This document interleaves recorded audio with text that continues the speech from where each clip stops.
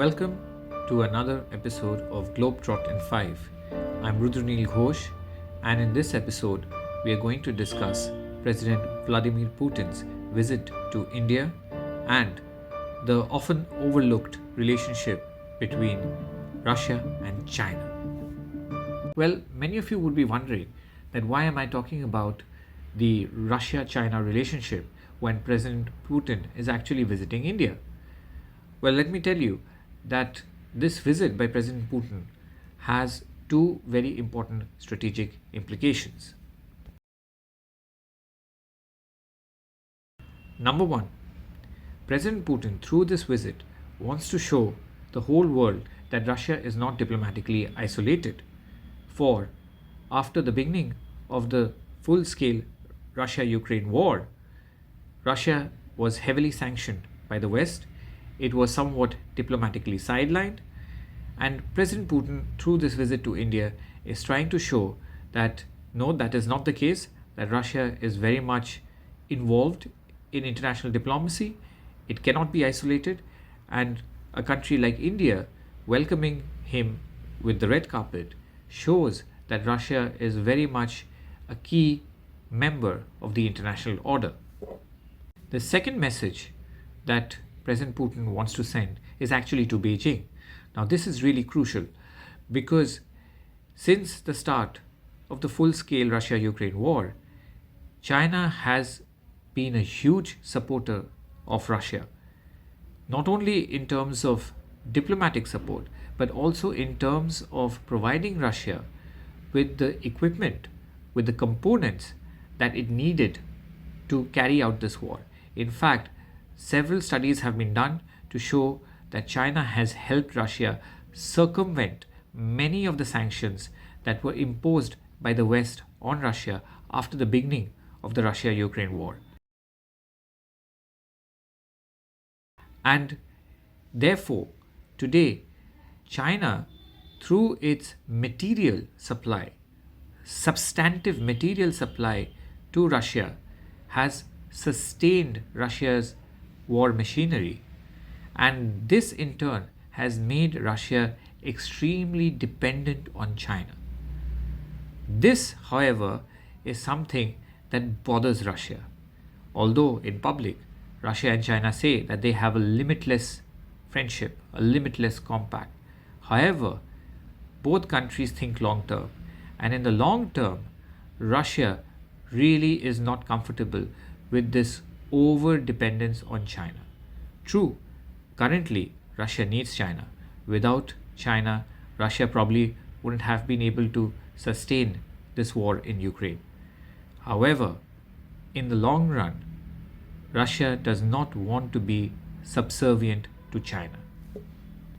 Because if you think about it strategically, China has gained a lot by the Russia-Ukraine war.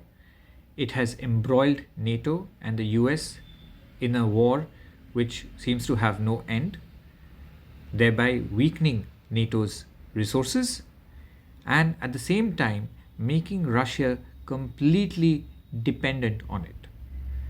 This has been a huge strategic win for China, and in fact, I see no reason why China wouldn't want this war to continue in Ukraine. It helps China. It keeps US occupied, it keeps NATO occupied, it keeps Europe on tenterhooks, and it makes Russia subservient to China. Therefore, Beijing would love nothing more than to continue this Russia-Ukraine war. Look how cleverly China has played things. If there is a ceasefire in Ukraine tomorrow, and that is certainly a very big if, China has offered its services to be the peacekeeper in that war front. So China, even if there is a ceasefire tomorrow, is a winner because it can potentially position its troops in Europe. Now that is a big no for Europe and NATO. However, Russia may be comfortable with this arrangement of having Chinese troops as a buffer between Russia and Ukraine. So if that happens, and if China is able to position its troops in Europe, that's again a huge strategic win for China. So China has been playing this very cleverly right from day one.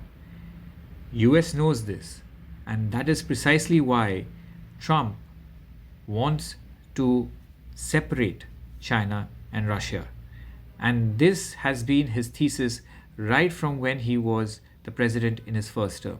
Keep Russia and China separate, because together they're a much bigger problem to deal with. And hence, this also informs Trump's attempts to sort of mediate a peace in the Russia Ukraine war to wean Russia away from China. However, that strategy may not work, because Russia and China today, as I said, are extremely interdependent. Russia certainly is relying heavily on China for technology transfer, for circumventing sanctions, for components for its military industrial complex. So it's not going to be easy to pry them apart, but China is playing it very smartly. Putin, through this India visit, is trying to tell China that, look, I have other friends. I have other friends in Asia who rely on me, and I can rely on them. So don't think that I will be completely subservient to your interests. That is the message that Putin wants to send to Xi Jinping. Interestingly, as Putin is in New Delhi, French President Emmanuel Macron is on a state visit to China. So this is how the geopolitical game is being played over the Russia-Ukraine war. I hope you enjoyed this episode. See you next time. Thank you.